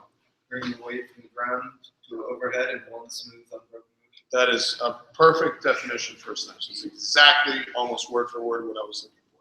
So the reason why we snatch so often, number one, is because when we perform a barbell snatch, we are, number one, using every single muscle in our body. There's not one thing that we're doing, there's not one muscle that we have that we're not using. So it's the best warm-up. That's one of the reasons why we do it so often, and one of the reasons why we do it before workouts, usually. Regardless of whatever kind of snatch, from the position of our feet and the weight distribution of our feet to the extension of our knee joint, fire our quads, glutes, hamstrings, extension of our upper body, traps, lats, every stabilizing muscle, core, abs, blah, blah, blah, blah, blah, blah, blah, everything is firing, and that's why we love that exercise here in the gym and we do it often. But secondly, something that I don't think is talked about often, the better snatcher you are, in my opinion, the more athletic you are. Because there's so many moving parts to the snatch. Once again, talking to somebody, throw the ball, catch the ball without even having to look at it, that is very athletic. Just the ability to throw a fastball, the ability to hit a baseball. Those are the signs of someone who is truly and naturally athletic, who doesn't train those things. And the snatch is very similar. We see oftentimes the better a snatcher somebody is, the better a handstand walker they are, right? The more they understand how to use their hips in their box jump. Can you think of a single CrossFit exercise where you're not extending your hip joint? Probably not. I mean, we could probably think of some. If we tried, no, absolutely not. If you're not using your hip and your muscle up, you're not doing a muscle up. Almost everything we do in CrossFit is an aggressive extension of the hip, right? And we can't, I mean, bench press maybe? No, you're absolutely using your hip and your core, your abdomen in the ring, I have a question. keeping a hollow body position, 100%. Question. Should we try the gymnastics? Well, sorry. Should we try the gymnastics skills strict on the workouts or work on them in a different time? Very good question. So the further you are away from season, the further you are away from goal, the further away you should keep them out of your workout. Okay, for somebody who is like training for sport of fitness. So right now in the off season, for my team soul training guys, you will see most of your gymnastics not in watts.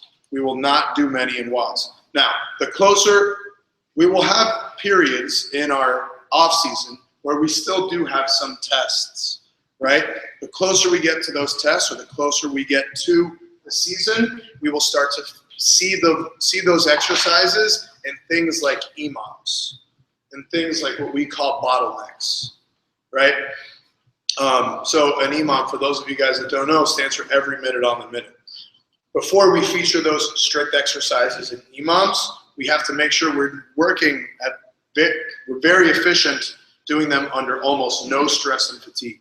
Before we start to see them under stress and fatigue, we want to see them with moderate stress and fatigue, and that's where the EMOMs fit into place, if that makes any sense. Once we're proficient there, we can start to feature them in some 4 timepieces, absolutely. Increase the intensity for sure, okay? Back to snatch, that's the reason why we do it so often. Clean and jerk, same exercise like the snatch's big brother, little brother. For most people, if you're good at snatch, you're going to be pretty good at clean and jerk. Okay? Any questions about those at all? Low-hanging fruit, go fucking take Lewis's class weightlifting. Okay? That's the easiest and best thing that you guys can do.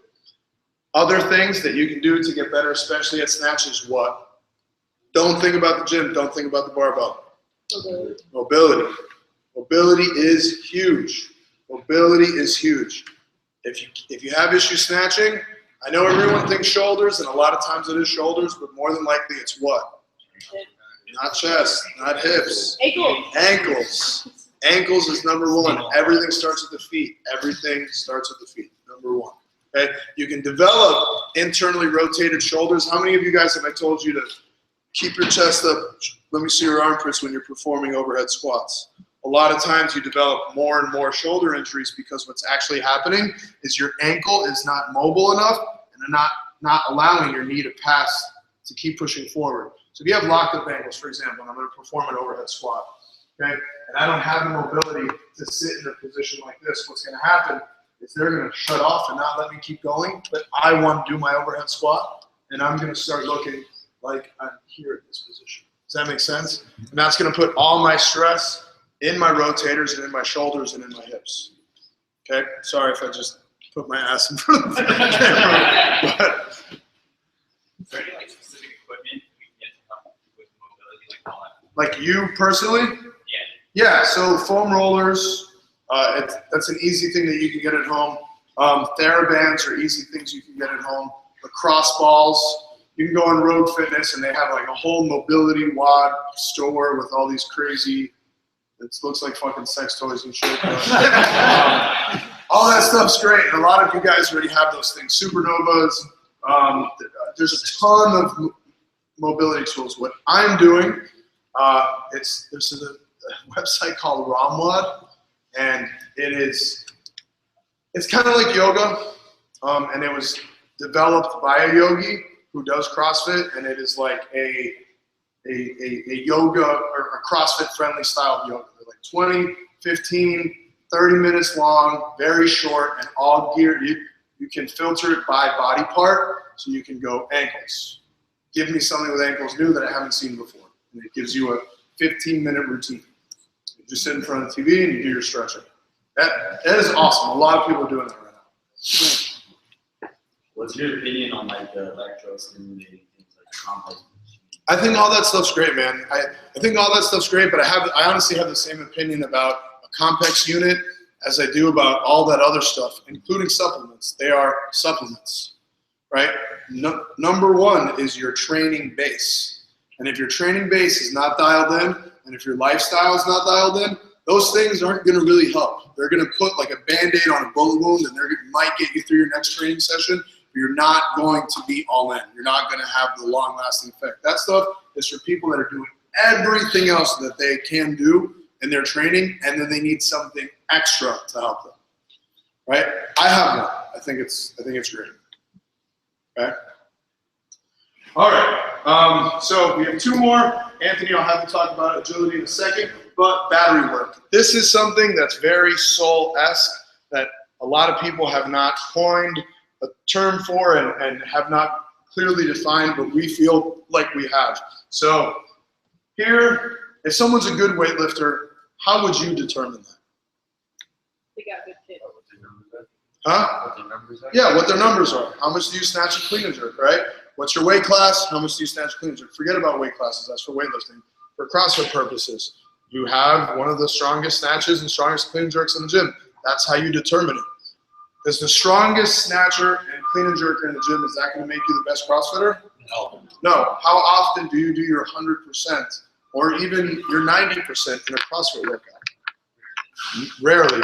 Some of you guys almost did it this weekend at the Soul Games with that fucking rope climb workout, but not too often, right? So for us, after like really sitting down and looking at CrossFit pieces, while we put a ton of emphasis and focus on snatch and clean and jerk, where you really make your money, and what we really want to know is how repeatable are you at heavy weights? Not necessarily can you snatch 300 pounds, even though that's awesome, and everyone wants to be able to do that one day, and that's a huge goal, and that can help your CrossFit. But to be really good at the sport of fitness, it's how repeatable are you at heavy weights. We call that efficiency. We also call that battery, right? So we do things like battery tests where we'll have some of our, like the classic one that we cannot take credit for, we did not invent it, but it is 1 rep max power clean, rest 8 minutes, 8-minute AMRAP at 90% of what you just did, right? People with great scores are highly efficient, and you've seen them as high as in the high 30s, right? That's super, super, super competitive. Obviously, if somebody has a very weak power clean, that doesn't really add up.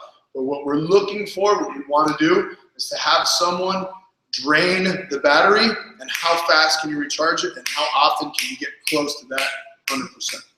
So those of you guys who take some of our Team Soul training sessions, you just did one with a battery workout on Friday, I believe. You'll do some kind of heavy lift. We're even doing squats now. 1 rep max snatch, or a snatch complex, or a heavy jerk, or a touch and go, whatever. Rest a set period of time, then do a WOD with a % of what you just hit. Does that make sense? Okay. Anyone have any questions about that in particular?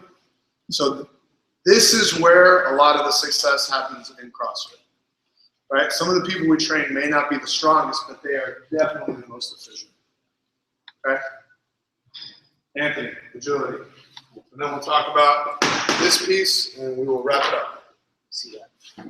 Okay, so agility in this case might not be the proper definition of agility in sports and athletics, but we'll look at it as like what I'll call directional variability.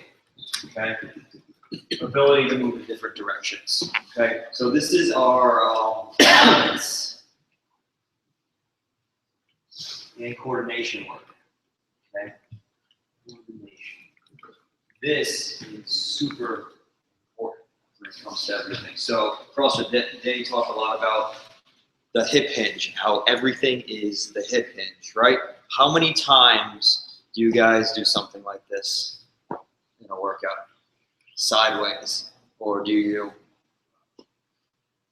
turn any direction? Probably 0, right? We had lateral burpees. Was that today? Yeah, I love lateral burpees because that's like the one movement we do where we get side to side.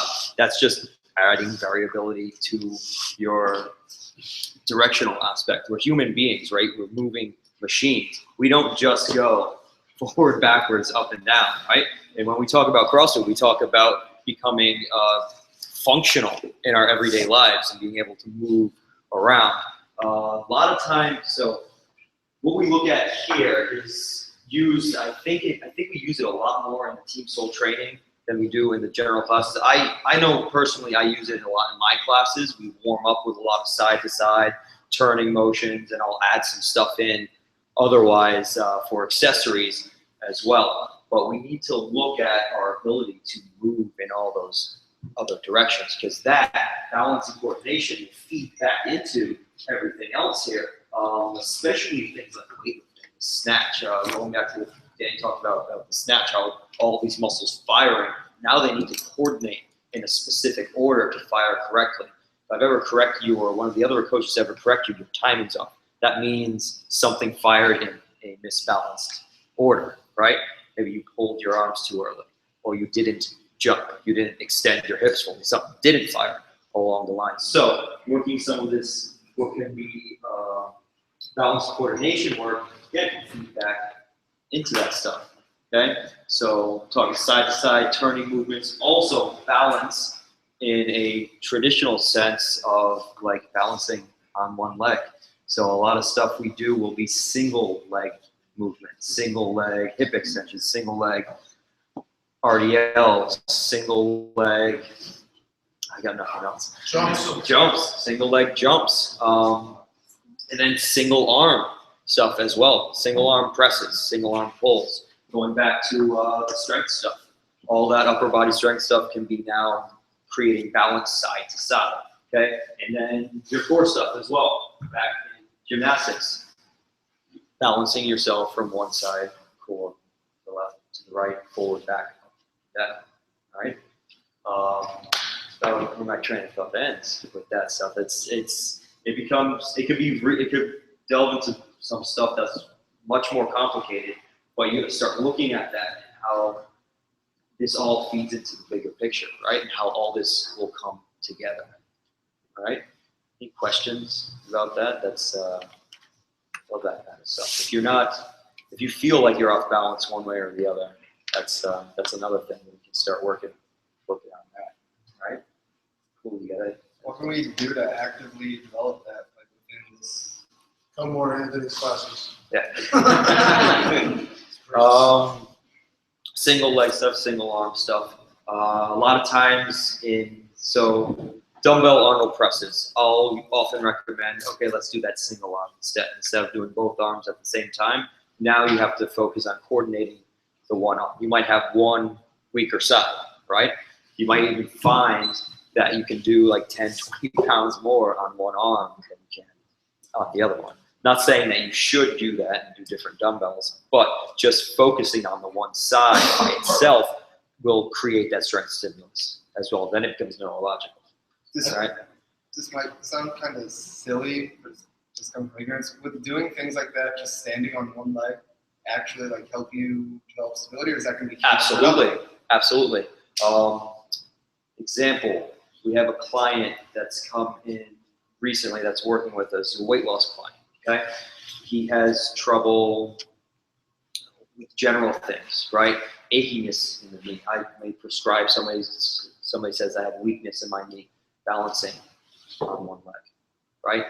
So just standing here, I'm not trying to do this, but my foot's moving side to side. This is all lots of things happening subconsciously that I can't control. Muscles firing, my brain going back and forth with this balance to keep me standing straight up and down. So that's muscular and neurological stuff happening there to stabilize my knee, ankle, hip. And it can be as simple as that. I had this client balance on one leg. He says he's never sweat so hard in his life. It works something that you couldn't ever do with performing a snatch. It could be that simple, but that complicated at the same time, right? I think something very easy that you guys can do if you're interested is going on YouTube, looking at speed and agility ladders, going getting yourself a cheap ladder. We have one here. You guys can use it during open gym. It's in front next to the PA. And learning how to run ladder, learning how to do some of those speed and agility drills going out to the track. Those are the easy things you guys can do. Those, Right, yeah. I just want to say too, where even for our weightlifters and powerlifters, this stuff may not feed back into performance as much, but we do so much work in one plane of movement that we develop imbalances, and this leads to injuries. So doing this stuff, single leg work, lateral movement, helps combat those muscular imbalances. A lot of people will have like one tighter hip, a dominant leg. That stuff when you're squatting over and over and over will get worse and worse and worse. Doing that sort of single leg stuff will help that issue resolve itself before it gets too bad and blow out your back. Okay, so to summarize everything, thank you. Summarize everything, moving on to this piece of the end. So right here, any other questions or anything? This is our off season. This is our season. So in our off season is our time to segment our exercises as far away from each other as we can. Okay? It's complicated for those of you guys that take CrossFit classes 5 or 6 days a week, but remember, we talked about the easy way to do that by yourself. And yes, you will still have tremendous amount of benefit from doing that. And you can trust that our style of programming is it's consistent with that. It cannot and will never add up 100% because we are not training you guys to be CrossFit Games athletes. That's not important to us, right? But it does follow a loose template that is very comparable to that. There's many things that you guys can do on your own to segment your training and not mix things, and come here and let us worry about your mixed work, right? So to keep things as far away from each other as possible. And have your goal and competition style of training take the back seat. So this is our priority on top, okay? The closer we get to our season or our goal time, again, whether that be your first muscle up, whether that be losing 30 pounds, whether that be running your first marathon without having to stop and walk, whatever that may be, is the time for our segmented training to take the back seat, and our competition or goal style training to take the priority, right? So what does that look like for you guys in the gym? Let's talk about some examples very quickly. How this would look like for some kind of regional CrossFit Games athlete, and then we'll see what your guys' opinions are for you guys. So segmented style of training for most Games athletes on their off season will be their opportunity to get strong, right? So they might have a squat program, right? It'll be their time to perfect their snatch and clean jerk techniques. So you see a lot of technique work. Everything will be segmented. They'll be doing their weighted pull-ups, working on strict bar muscle-ups, et cetera, et cetera, et cetera. Segmenting everything very far away and seeing very, very, very mixed signaling is what we call it. Seeing very few WODs and mixed training. They do very little CrossFit in the off season. You want to get as good at everything as you can far away from each other as humanly possible. And here, basically, let's just call this, we could get a little bit more specific. Actually, we could get a lot more specific if this were like some kind of coaching seminar, coach's clinic. I don't want to do that. But basically, we call these WODs, right? These are your friends. These are your open style workouts. The last thing a well-trained CrossFit athlete is going to do after the CrossFit Games is come home and do a WOD, right? They did fucking a lot of them. They just did plenty. So that's the furthest thing from their mind. All their training is going to be very, very, very, very, very segmented. Okay? The closer they get to their season, however they define it, and they defined it by what we talked about before. Are you a regional bubble athlete? Are you an open style athlete? Are you a fitness local event athlete? Are you a fitness athlete? Whatever you are, right, that's how we define the season. But that's when we start to get closer and closer and closer to our competition style of training. So this is when WODs take the priority, and they'll segment less and less and less. They'll have less squat sessions. They'll have less snatch and clean and jerk sessions. They'll have less strict work. Almost everything will be kipping. Almost everything will be sport specific. That makes sense? Any questions about what that looks like for a CrossFit athlete? Sorry, for a CrossFit Games athlete? All right, so let's talk about you dudes. What does this look like now for you guys? Segmenting your training. Same exact way. There's no different, right? There's differences in the exercise selection. For those of you guys who your goal is a strict muscle up or a strict chest to bar pull up, you probably won't be doing weighted pull-ups. You don't even have a pull-up yet, right? So it's the same exact segment of training, just the exercise selection is tiny, tiny, tiny bit different. Right? So I show you guys this example so you realize that like you guys differ by your goals, but the strategies and the kinds of training can be exactly the same no matter what you want out of this. Okay? Strategy from top to bottom is exactly the same. Right? Any questions? Nothing? So you talk about the season, right? Mm-hmm. The season, is it, let's say it's the open, week 1 from week 5, or how far back? Like a month before you start training, you're in season, so you're gonna start training? So, okay, so what this is called, it's a very good question. This is called peaking, okay? And it is not realistic to peak for 5 weeks. That is impossible. Some coaches think that they've found ways to do that, but that is really impossible. We can get very close to it. We can be really good at it, but how many of you guys who really poured your heart and soul into the open? There's so many emotions and so much shit that comes along with the open if you're like really trying to do it. You're like looking at the leaderboard, you're comparing your scores, you're watching all these videos. How many of you guys are totally over it by week 5? Yeah. My whole career revolves around it, and I'm fucking totally over it by week 5. So it's nearly impossible to be at your peak, okay?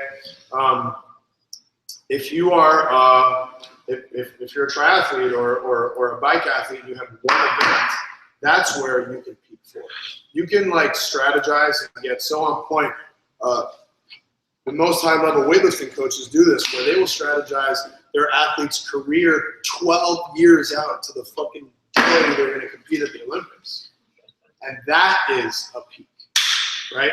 So we can get very close. So to answer your question, for the open, yeah, your season will start very close to week 1 of the open because it can't be that long. Well, let's say a regional event, it's 1 weekend. Okay, so for a regionals athlete, our guys did not peak for the open. They did not go into the open being in the best shape of their lives, and that is okay. And we know that. We want them to be really fucking good, but we do not want them to be in the best shape of their lives. Now, last year, when they were not guaranteed regional athletes, they had to be in the best shape of their lives or close to it for those 5 weeks. That makes sense? Now, we train with a level of confidence where we want them to peak and be in the best shape of their lives for that weekend. That's much easier for us to do. That makes sense?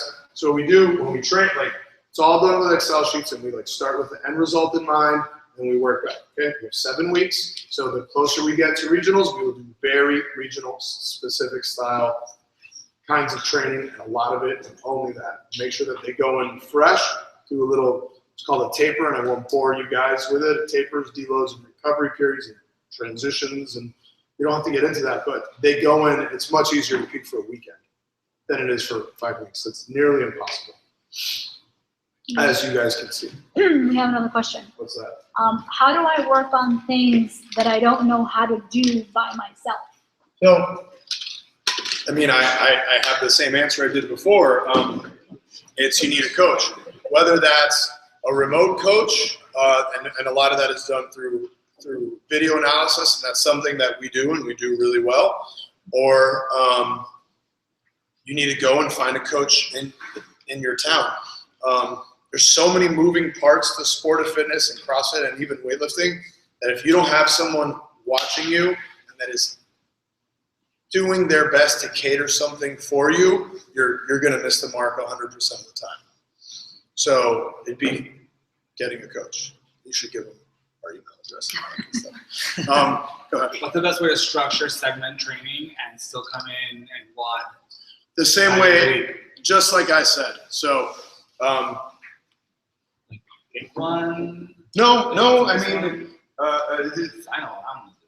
you can have different, I mean, I tell you right now, you need to be right here.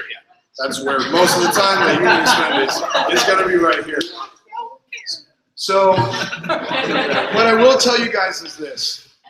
What do we usually do before WOD? We usually do, strength. No, not just strength. I mean, we do all of these things before WOD. So, don't get overwhelmed and be like, well, fuck, can I even go home and do all this shit that Danny's talking about? Yeah. To be honest, we do a lot of this for you already. We segment a ton of your training as it is. And the closer we get to the open, we do less and less and less and less of it. And it looks more CrossFit-y. We do weighted pull-ups. We do a lot of strict muscle-up work. We do pistol progressions. We do a ton of handstand stuff, so on and so forth. So for you and most of you guys, honestly, I would spend most of your time here and most of your time here and here. I wouldn't worry so much about gymnastics. Gymnastics is so skill-based that you can leave that up to your coaches in your classes, to be totally honest with you guys.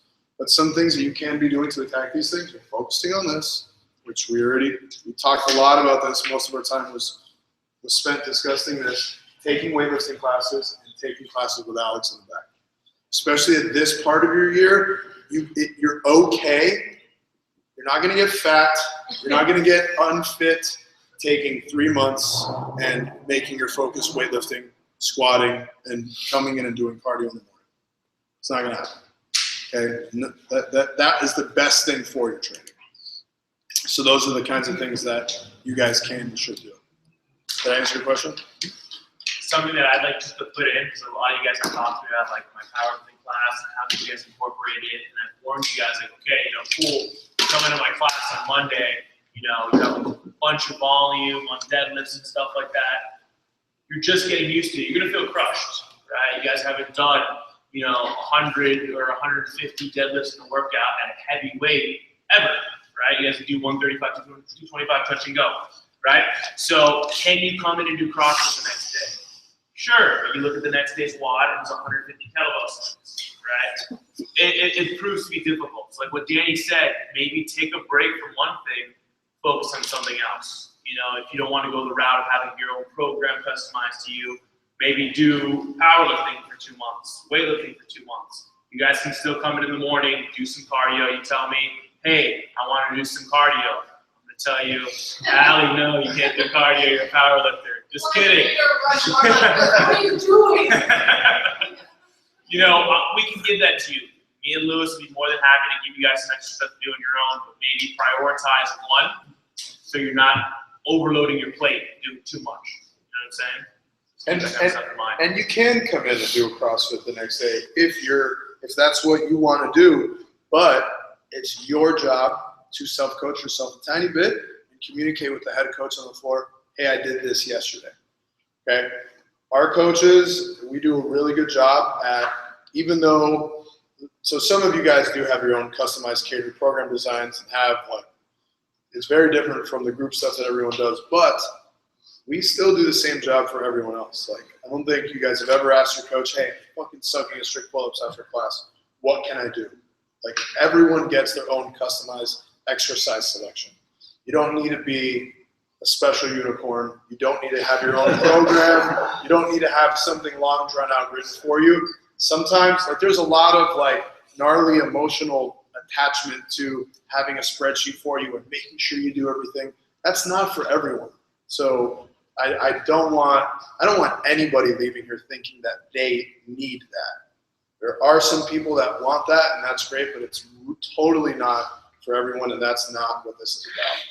There's a tremendous amount of benefit with just asking your coach, yo, I've been struggling with this, and he might say, do 4 weeks of bent over rows 3 times when you come in, and you'll be amazed at what adding that tiny stimulus would do to help improve your level of fitness. That small bit. Okay? Anything else? Okay, cool. We should do this more often. I had a lot of fun. I think that was very informative, and I enjoyed doing it. So.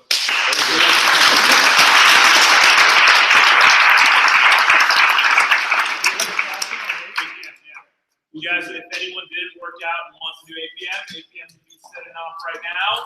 Weightlifters, go lift. Powerlifters, go lift. But at 9 p.m., we got to close up shop. 6 p.m. tomorrow. Good job, guys.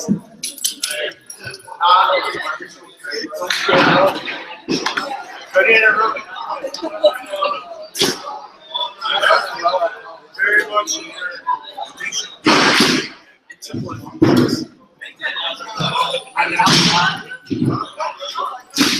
Is this